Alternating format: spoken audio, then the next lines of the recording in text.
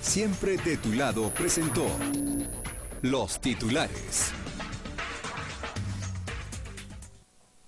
Y bien, iniciamos este primer bloque de noticias. Hablemos sobre los primeros 3 meses del 2014. ¿Cuáles serían las noticias más destacadas? Una de ellas fue la condena a cadena perpetua hacia el extitular de la Policía Nacional Civil, Erwin Sperensen.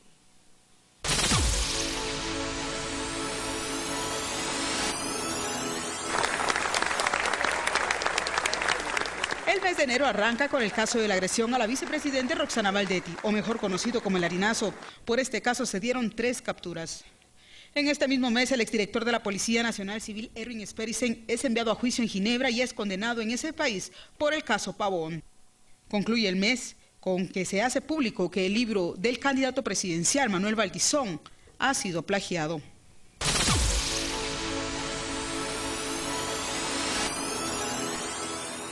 En el mes de febrero, la Corte de Constitucionalidad resuelve que Claudia Paz debe dejar el cargo de fiscal general en mayo. Tras la resolución, el legislativo ordena instalar la comisión de postulación para elegir al sucesor de Paz y Paz. La vicepresidenta de la República, Roxana Valdetti, anuncia monotributo a vendedores de la economía informal. En tanto, la comisión de postulación entrega la nómina final de aspirantes a magistrados del Tribunal Supremo Electoral. Estos son electos un mes después. Inicia el juicio también del exguerrillero en Chimaltenango. En este mismo mes son condenados 27 zetas por la masacre de 27 jornaleros en Petén.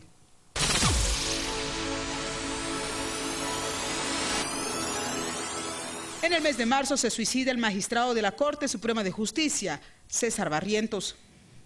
Siempre en el orden judicial, la juez Yasmín Barrios es premiada en Estados Unidos por la sentencia dictada a José Efraín Ríos Montt. Extraditan en Estados Unidos al ex jefe del cártel de narcotráfico Lorenzana, Valdemar Lorenzana. Guatemala anuncia suspenso de reunión con Belice por muerte de campesino en la frontera. Expresidente Alfonso Portillo admite ante juez en Estados Unidos haber recibido dinero de Taiwán. Gobierno de Guatemala pide explicaciones. Inicia la CICIG transición de procesos al Ministerio Público. Ahora cambiamos completamente de información. Según los analistas, en las próximas elecciones, uno de los retos más grandes que tiene el Tribunal Supremo Electoral es fiscalizar los fondos y el financiamiento de los partidos políticos. Analistas políticos coinciden que el Tribunal Supremo Electoral tiene grandes retos por cumplir este 2015. No solo verificando la campaña anticipada, también por la fiscalización sobre el financiamiento de los partidos políticos en un año electoral.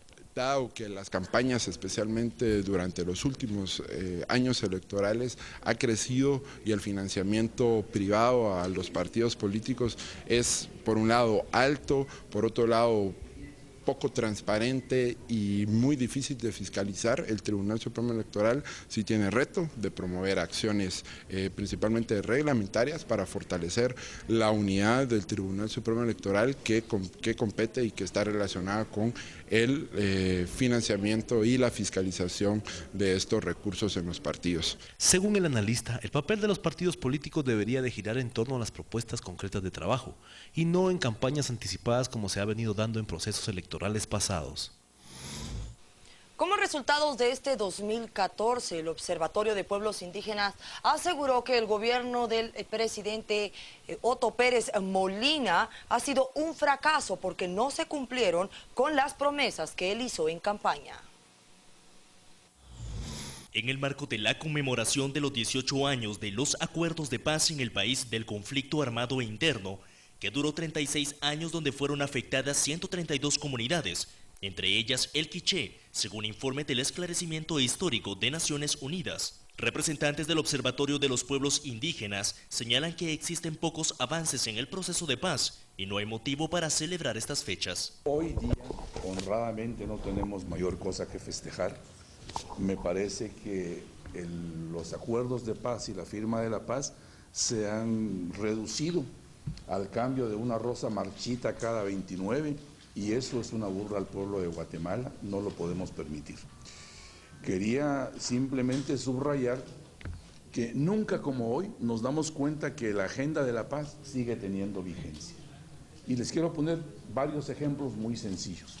Número uno, no se cumplió con una reforma tributaria globalmente progresiva únicamente se han hecho parches desde entonces. En este marco es que quisiéramos enfatizar que nuestra gran preocupación es que no se ha cumplido en materia de los acuerdos de paz, particularmente temas como el caso de la reforma agraria o el caso la aprobación de la Ley de Desarrollo Rural por el Congreso de la República.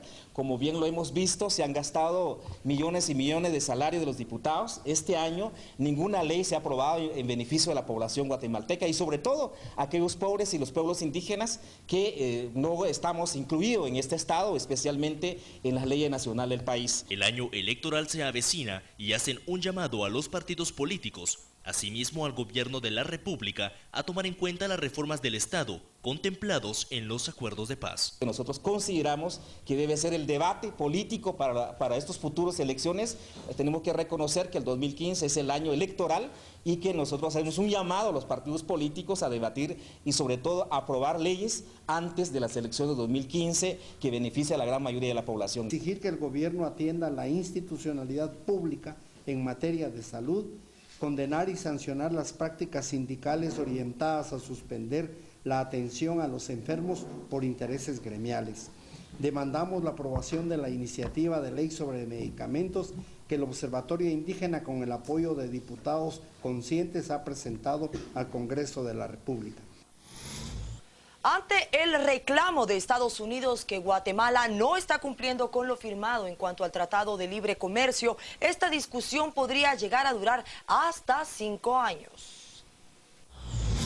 De 6 meses hasta 5 años puede durar la discusión en un panel arbitral sobre si Guatemala cumple o no con lo establecido en el Tratado de Libre Comercio en materia de lo laboral.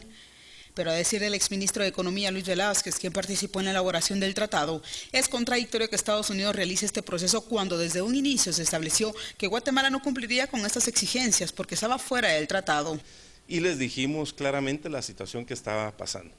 Todos los países centroamericanos y República Dominicana acordamos de que definitivamente esas dos peticiones de Estados Unidos no eran viables y nosotros lo comunicamos oficialmente. En estos 3 años de este gobierno han seguido insistiendo y mi opinión es que no es necesario que nos lleven a un panel arbitral. Guatemala tiene suficientes argumentos, se ha demostrado con todas las acciones que se han implementado. Estas acciones inclusive las comunicamos al sector sindical, al sector empresarial, lo comunicamos a los medios de comunicación y mi opinión es que Estados Unidos, de darse esta situación ya de un panel arbitral, definitivamente perdería eso en la Organización Mundial del Comercio. Mi opinión es que no debemos hacer ninguna modificación a nuestras leyes porque en su momento, también yo se lo dije a Estados Unidos como ministro de Estado, ¿qué pasa si yo como ministro de Guatemala le pido a Estados Unidos que modifique su código de trabajo? Definitivamente no lo va a hacer. Según Velázquez, al momento de negociar el tratado, los países firmantes también estuvieron de acuerdo con que no firmarán algo que no estaba en el mismo. Actualmente el gobierno de Guatemala tiene conformada la comisión. Esta está integrada por un titular y un suplente de cada ministerio que interviene en el tratado. El objetivo es tener un asesoramiento al momento de defender al Estado ante el panel. Y el daño que le hemos hecho a los humanos al medio ambiente empieza a cobrar ya la factura. Con el cambio climático habrá menos trabajo y esto en cuanto al sector de agricultores, por lo que las autoridades anunciaron que tomarán medidas al respecto para contrarrestar esta problemática. El 2015 será complicado para el sector de la agricultura y la pesca en el ámbito laboral. Diferentes estudios visualizan poca contratación de personal a consecuencia del cambio climático, por lo que se tomarán las medidas correspondientes para paliar ese déficit de trabajo. Nosotros hemos primero fortalecido la institucionalidad, como lo decía. Esto permite que los empresarios acudan a la legalidad cuando tienen necesidad de relaciones laborales en materia de suspensión, por ejemplo, de una relación laboral que no se puede seguir pagando porque las condiciones económicas del sector son malas. Pero todo eso puede entrar dentro del marco de la formalidad y de la institucionalidad. Lo que nosotros no podemos aceptar es que haya terminación de relaciones laborales sin el pago de las prestaciones que corresponde. Por otra parte, nosotros hemos fortalecido mecanismos como la beca Mi Primer Empleo, como los servicios públicos de empleo, para que verdaderamente también los trabajadores puedan colocarse en otros sectores de la actividad económica. Estas acciones ayudarán a dar oportunidades de trabajo a las personas, sin que busquen la opción de salir del país, anunció el funcionario. Es momento de hablar sobre el Ministerio de Educación. Según la exministra de esta cartera, María del Carmen Aceña, se necesitan más carreras técnicas para llenar la demanda de empleos en cuanto al bachillerato en educación. La exministra de Educación, María del Carmen Aceña, realizó un análisis sobre la carrera de bachillerato en educación, señalando que se tiene que pensar en carreras más técnicas para poder generar mayor cantidad de plazas de empleos para los maestros que salen del bachillerato en educación. Además, señaló que se tiene que pensar en poder becar a los mejores estudiantes para que puedan desarrollarse a nivel laboral, tanto en el sector público como en el privado. Estudiar bachillerato pedagógico no es necesariamente una carrera. Considero que se requiere todavía una discusión sobre las carreras que podría estudiar un joven en Guatemala en el nivel diversificado, que son carreras técnicas. Y creo que el año entrante se va a presentar esta propuesta, ¿verdad? Considero que el Ministerio de Educación ya tiene, digamos, casi que completa su cartera para lo que es el tema de educación primaria. Entonces ahorita deberíamos de estar pensando en la formación de los maestros de secundaria. Y a los futuros maestros que van a trabajar para el sector público, considero que hay demasiada oferta, el gobierno debiera de becar a los 4 o 5 mil tal vez mejores, ¿verdad? E ir abasteciéndose o conforme los maestros se van jubilando, poderlos sustituir. Lo que sí creo que es complejo es que la Universidad de San Carlos diga que no tiene recursos para poder, digamos, educar a estos jóvenes y que tengan que salir recursos del Ministerio de Educación para financiar una universidad estatal, ¿verdad? Entonces ahí es donde uno empieza a ver que sí es importante que sea un tema de nación, o sea, que el maestro sea profesional. Ahora, hay muchos maestros en servicio, ¿cómo los volvemos más profesionales? Definitivamente, yo prácticamente no volvería a ratificar el pacto colectivo. A criterio de la exministra Carmen Aceña, la carrera del bachillerato es muy mala, sin embargo no se tienen las competencias adecuadas para poder tener un empleo, por lo que es necesario generar diálogos con el sector privado, donde se les dé la oportunidad de estudiar y trabajar en tiempos parciales. Sí necesitamos una reforma de la secundaria, porque está hecha prácticamente en el sector público, estaba hecho para maestros, y en el sector privado está hecho para ir a la universidad, y lo que necesitamos es gente técnica. Y en cuanto a este último tema, la Universidad de San Carlos de Guatemala anunciaba hace algunas semanas que se encuentran ya listos para recibir a los cientos de estudiantes que deseen profesionalizarse en el tema de la educación. Y bien, de esta cuenta nos vamos a una primera pausa. Por favor, quédese con nosotros, que al volver seguimos contándole qué fue lo que sucedió en Guatemala y el mundo durante este 2014. Ya volvemos.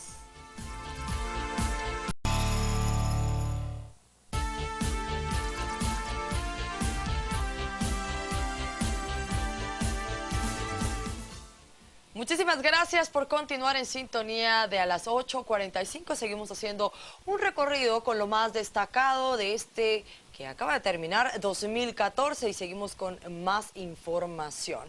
En el segundo trimestre de este año, usted fue testigo de cómo la sociedad guatemalteca se conmocionó a través del asesinato de las hermanas Pérez Oscal, estas dos señoritas que fueron asesinadas por supuestos pandilleros en las afueras del Instituto Central para Señoritas, ubicado en la zona 1 de esta capital.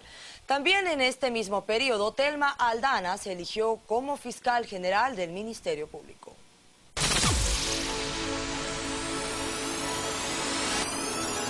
En el mes de abril asesinan a 2 estudiantes del Instituto Inca por considerarlas integrantes de una pandilla contraria.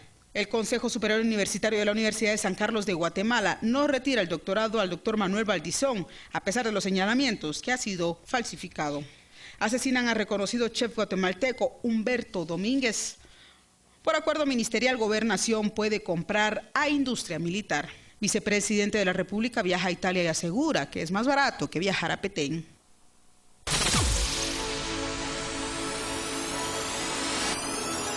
En el mes de mayo, diputados aprueban préstamo de 2.156 millones al Banco Centroamericano. Eligen a Telma Aldana como sucesora de Claudia Paz y Paz en el Ministerio Público.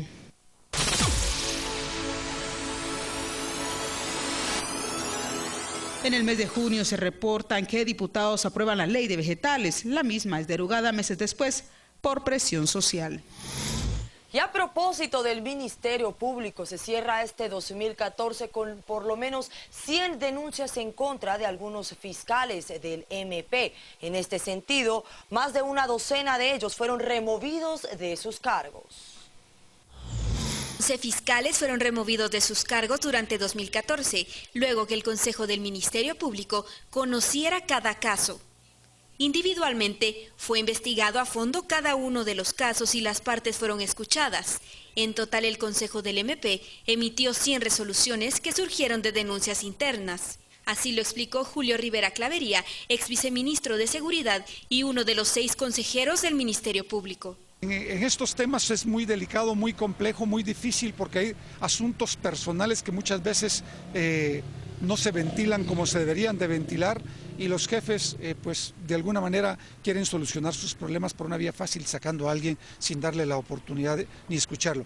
Y en ese sentido el Consejo tomó la decisión en los casos de remociones de escuchar a las personas. Además de los 11 fiscales que fueron removidos, 11 fueron suspendidos sin goce de salario y 6 recibieron una amonestación escrita o verbal. El resto de casos conocidos quedaron sin lugar, fueron modificados o declarados sin materia o renuncia del recurso. Para el 2015, el Consejo del MP priorizará la instalación de la Fiscalía Antiextorsiones, que fue anunciada en agosto y que todavía no está funcionando.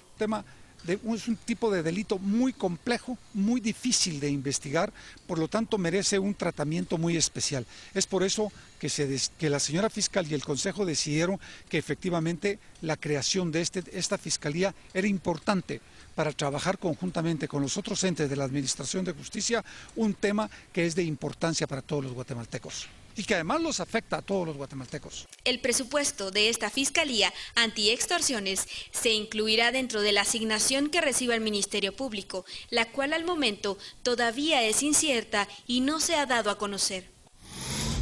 Y gracias al grupo de apoyo mutuo, quien daba estadísticas acerca de distintos problemas y fue pieza clave durante el 2014, dio a conocer que no solo los pilotos fue el afluente en aumento en cuanto a asesinatos en nuestro país, sino también los comerciantes. Organizaciones sociales realizaron un análisis de violencia del año 2014. Según indicaron, la impunidad salió a flote en tantos casos de alto impacto y que conmocionaron a la sociedad guatemalteca. Son cerca de 5.500 muertes que se registraron en el país. En general, durante el 2014 nosotros nos hemos percatado que la característica ha sido un leve descenso y un incremento en muertes que son cometidas con mayor saña, con mayor alevosía, mucho más sangrientas que muertes que se cometían en años anteriores. Entonces, este tipo de casos creemos que de no pararse en este momento, seguramente van a generar mucho dolor en años venideros. Pilotos y comerciantes fueron los más afectados. Creemos que son profesiones que manejan algún tipo de dinero. La extorsión está afectando a la mayor parte de los comerciantes guatemaltecos. Casi nadie está a salvo. Es común saber que en distintas colonias reparten teléfonos celulares, por ejemplo, nombran a alguien para que empiece a cobrar la extorsión, ya ni siquiera el extorsionista debe a cobrarla. Y las políticas que hay para contrarrestar o minimizar la extorsión todavía no son suficientes. Polanco informó que visualiza un incremento de muertes políticas en el 2015. Es momento de hablar sobre el transporte público y esta problemática que no cesa, los ataques en el interior. Este mismo han contabilizado por lo menos a 405 personas quienes han fallecido en este tema. De estos, 104 son pilotos del transporte, según la Defensoría del Usuario del Transporte de la Procuraduría de los Derechos Humanos. La Procuraduría de los Derechos Humanos ve un panorama complicado para el servicio de transporte público en el 2015. No solo para los usuarios, también para los pilotos que prestan el servicio en las diferentes rutas. Problema de siempre que será el seguimiento de las extorsiones, de no tomar acciones correctivas por parte del Estado de Guatemala, entre ellos el Ministerio de Gobernación, el Ministerio Público y el organismo judicial, entre otras instituciones que tienen que velar por el tema de la seguridad y el derecho a la vida, garantizar ese derecho. La violencia política también tendrá una incidencia en el transporte público, indicó Guerra. Que hay intereses también de meritar las ofertas políticas que se puedan dar, incluso utilizando el transporte colectivo como un medio para evidenciar la falta de capacidad en el manejo de la actividad criminal. Probablemente eso tendría que ponerse una atención especial para evitar que las víctimas inocentes pues haya en ese servicio de transporte, como son principalmente los usuarios de transporte colectivo y también pilotos ayudantes, policías privados y particulares que salen dañados en ese tipo de situaciones. El 2014 se cierra con 400 personas muertas en el transporte colectivo. Y para este 2015, la Dirección General de Transporte proyecta nuevos controles para el transporte pesado, debido a la gran cantidad de accidentes viales que ocasiona. La Dirección General de Transporte iniciará con la regularización del transporte de carga pesada para el 2015. Según el director de la DGT, Hugo Rodríguez, la mayoría de accidentes de tránsito son ocasionados por los pilotos que manejan esos vehículos, y desde 1996 no hay quien los controle. Por parte del Ministerio de Comunicación y la Dirección General de Transportes, somos el ente que debemos regular todo el tema de lo que es transportes, y vamos a hacer una propuesta para que sean nuevas enmiendas en el reglamento, en el cual nosotros podamos darles una tarjeta, verificar que cuenten con seguro, verificar que los cabezales y las plataformas vayan con seguridad, y extenderles nosotros una tarjeta para tener el control y la base de datos de quiénes son estas unidades y de dónde a dónde se movilizan dentro del país. Según la Dirección General de Transporte, en el país circulan cerca de 140.000 vehículos de transporte pesado de carga. Y de esta manera finalizamos un bloque más de noticias. Los invitamos a estar al pendiente. Vamos a una breve pausa, pero ya volvemos para ustedes.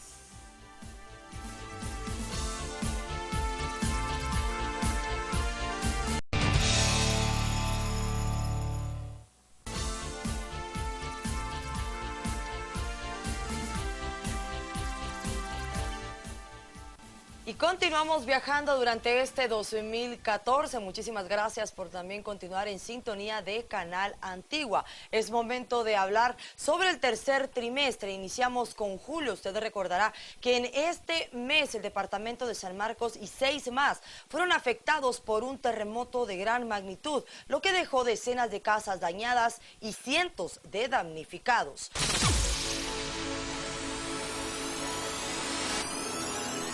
Luego llegamos al mes de agosto. En este mes fue procesado el dueño del restaurante Rattle and Home. Esto por agresión hacia una joven mujer. Este último quedó ligado a proceso.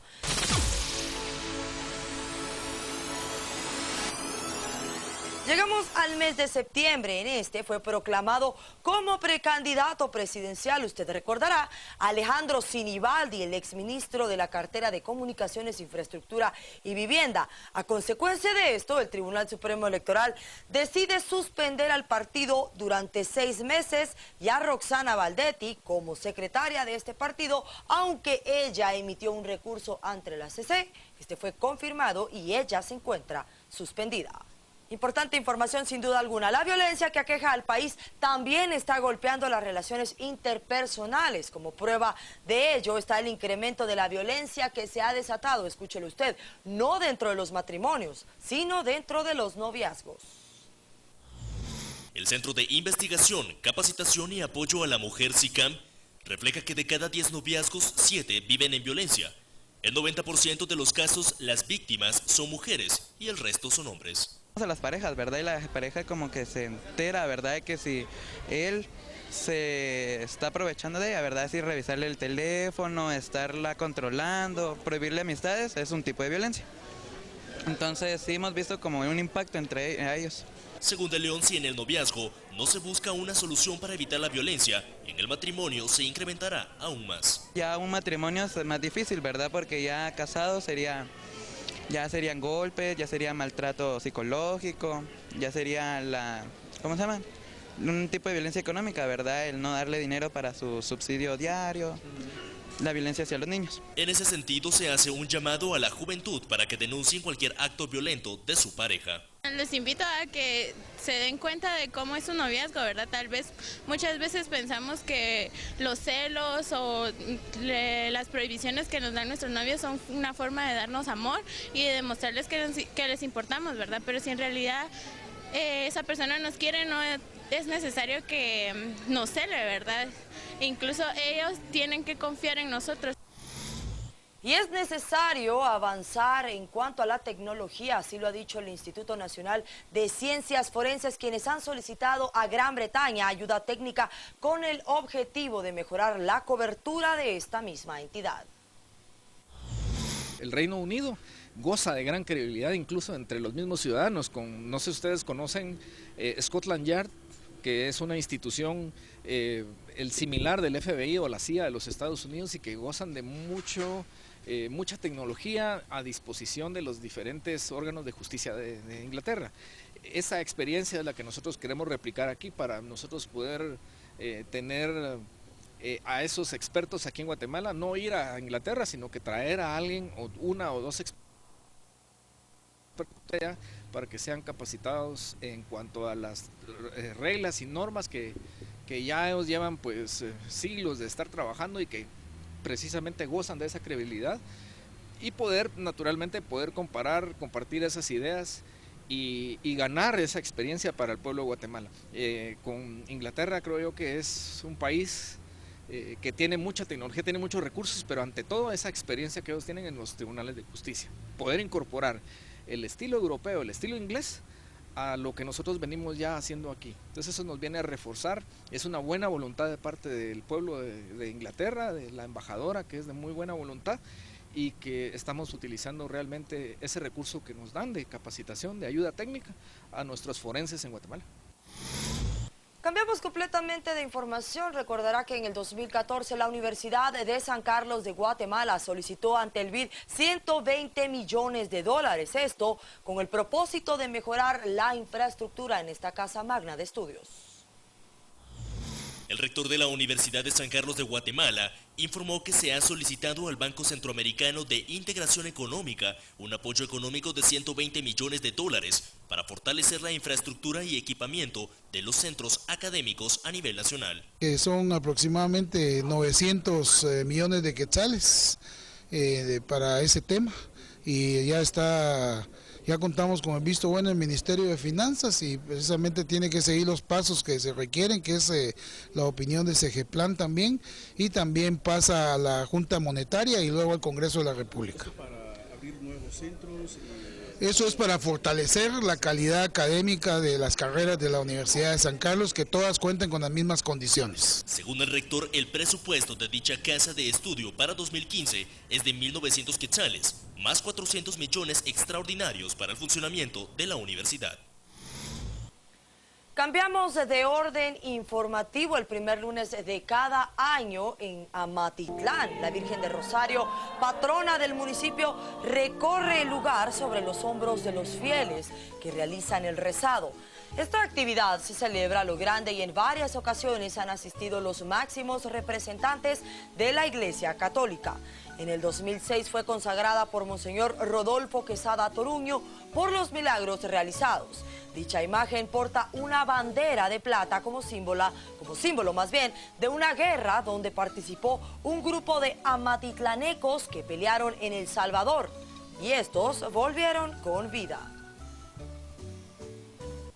Es momento de hablar sobre el Ministerio de Energía y Minas, quienes confirmaron los bajos precios en cuanto a los combustibles, y esto alegró a los guatemaltecos y por supuesto a su bolsillo, pues ellos emitieron un anuncio: se mantendrá este mismo precio en el primer trimestre de este 2015.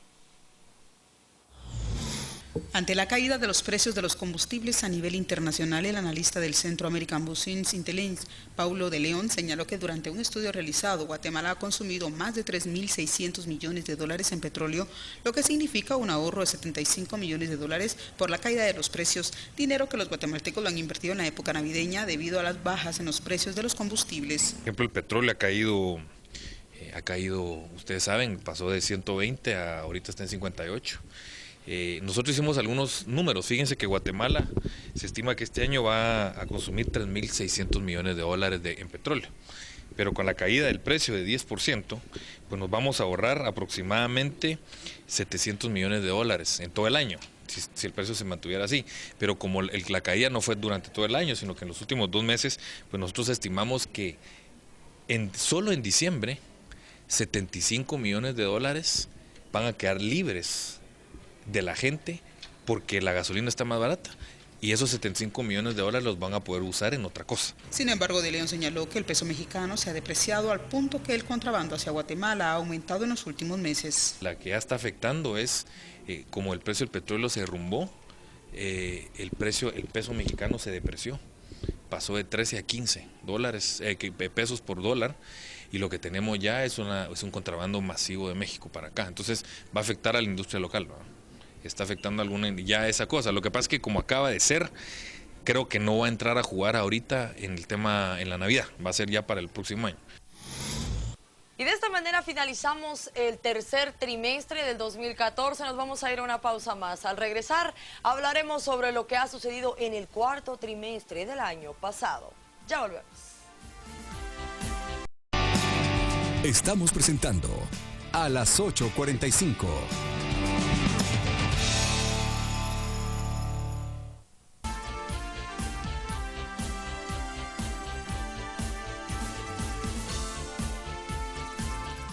Gracias por continuar con nosotros. Seguimos recorriendo lo más relevante en cuanto a las noticias. Algunas causan emoción, otras conmoción, y tal es el caso en el mes de octubre. Usted recordará que en el interior de una escuela ubicada en la zona 6 de esta capital se encontró más bien enterrada una pequeñita de 9 años, quien fue secuestrada y posteriormente enterrada en el patio de este centro educativo.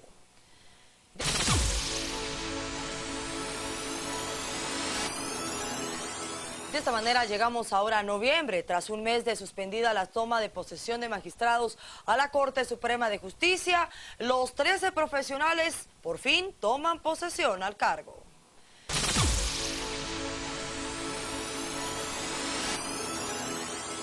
Y llegamos al mes de diciembre, en donde la Comisión de Postulación entrega el listado de los 6 más idóneos a tomar el cargo a Contralor General de Cuentas. Sin embargo, en el Legislativo se hizo muy poco para establecer al nuevo titular.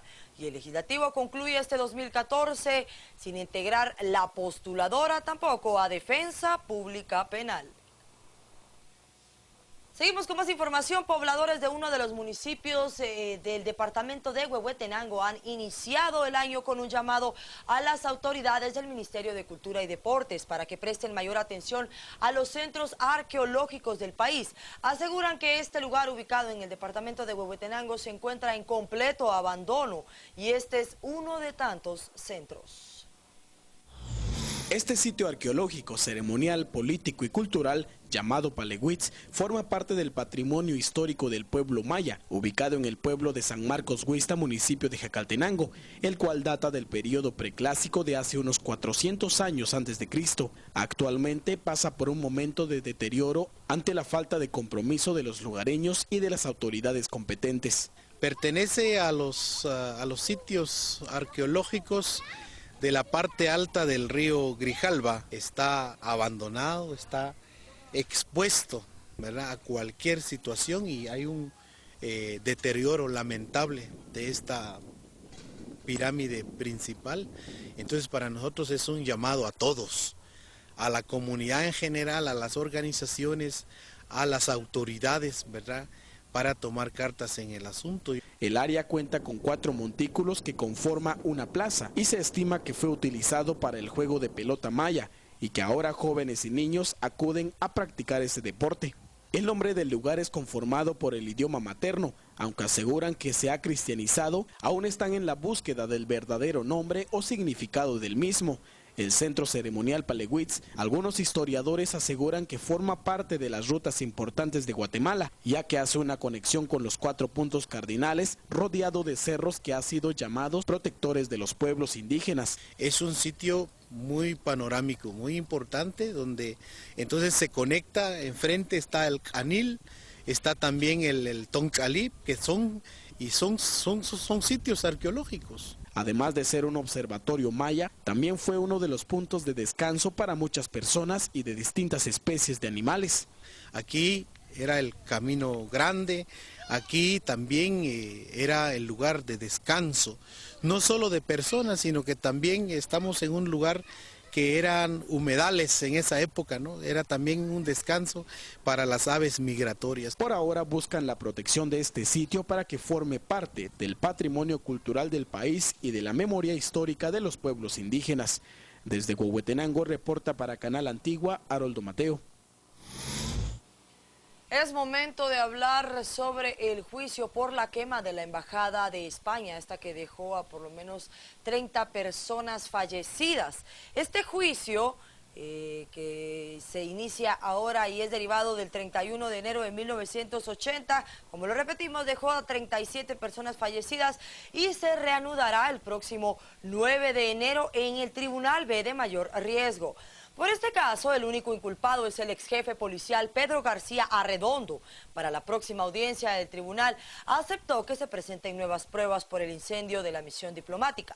El juicio oral y público quedó en suspenso el pasado lunes debido al estado de salud del perito Gilberto Sacché Sosa, quien sufrió un derrame cerebral y quien aparentemente es el último testigo.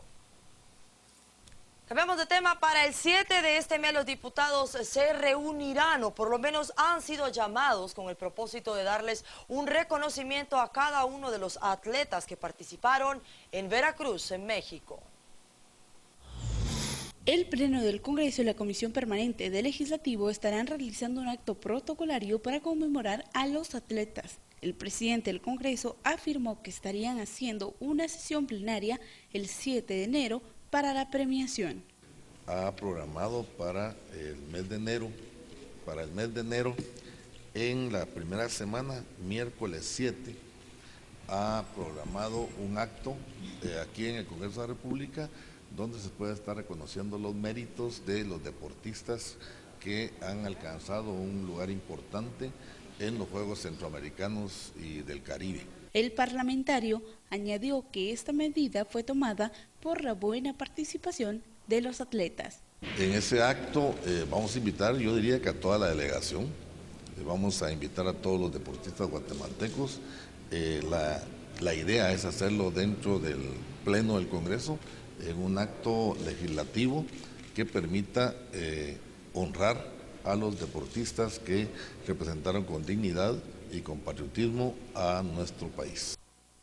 Fueron 77 medallas las que se ganaron en los Juegos. De oro fueron 15, de plata 19 y 43 de bronce. De las que resaltaron fueron la de Eric Barrondo, que ganó medalla de oro e impuso un nuevo récord. Ahora el Parlamento guatemalteco realizará el acto para los atletas. Y bien, de esta manera damos por finalizada nuestra emisión a las 8:45. Hoy sábado 3 de enero le invitamos a estar al pendiente. El próximo lunes iniciamos con noticiero un poco más temprano, a las 5:45 am. Esté pendiente porque le tendremos información también desde las calles de nuestra Guatemala. Descanse, mi nombre es Michelle Mendoza. Nos vemos pronto.